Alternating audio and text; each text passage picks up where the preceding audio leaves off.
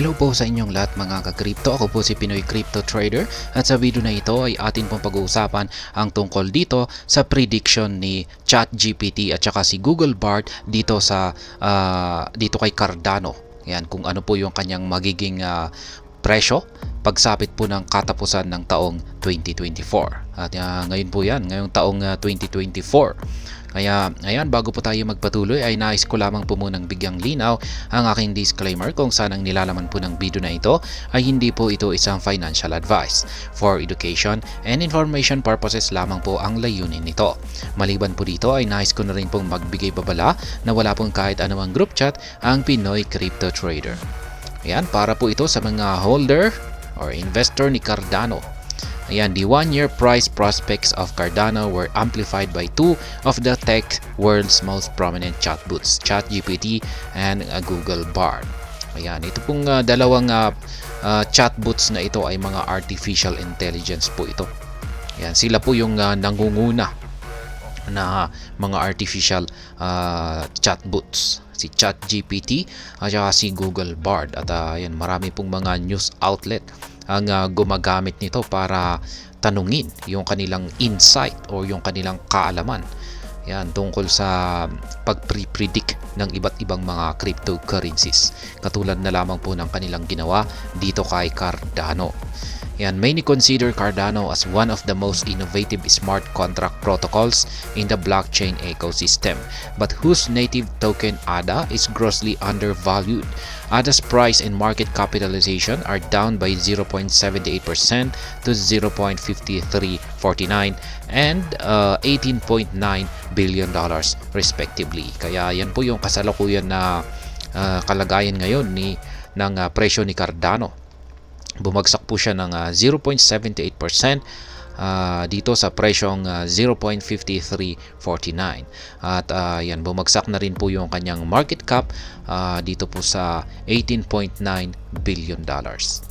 Notably, Cardano boost of multiple positive features from an active developer ecosystem that powers innovative products like Girolamo to an active community that amplifies its key products. Kaya yan po, sa mga hindi po nakakakilala kay Cardano ay yung kanyang pinaka features po rito ay yung kanilang mga aktibo na mga developers, kung saan ay tuloy-tuloy lamang po sila sa paggawa ng mga projects or mga products nila, katulad na lamang po ng Girolamo.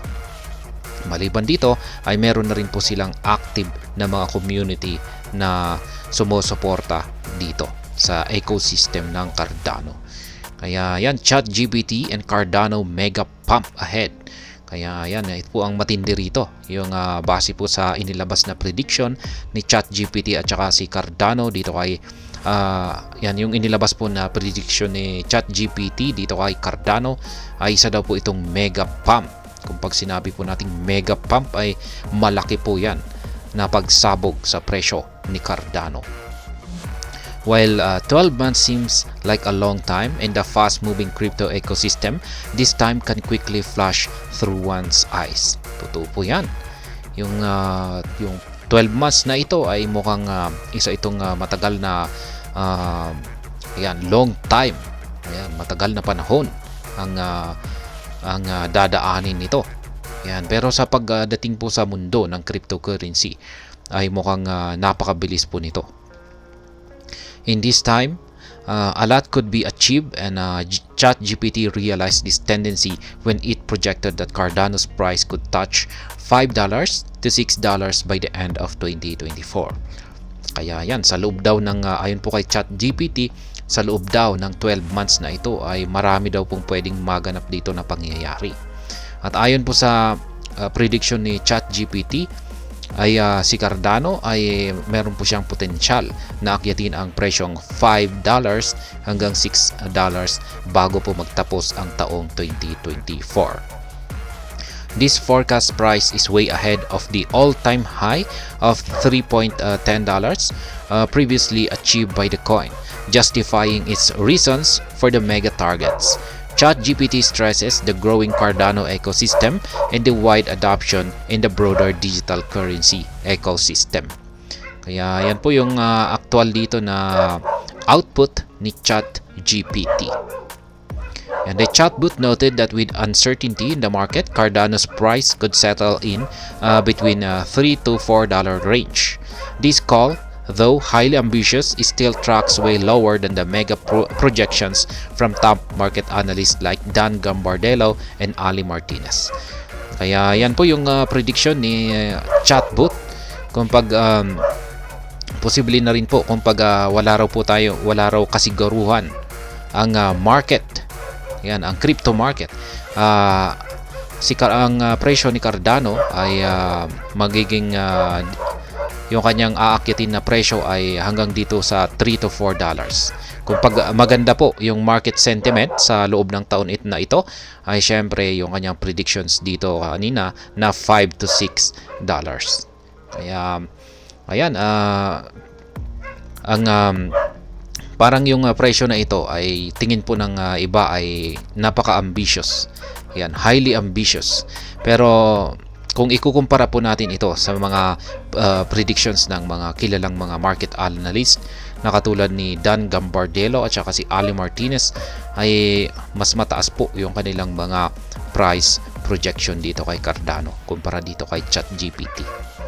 Ayan, dito naman po tayo kay Google Bard. Yan, kung ano naman po yung prediction ni Google Bard dito kay Cardano.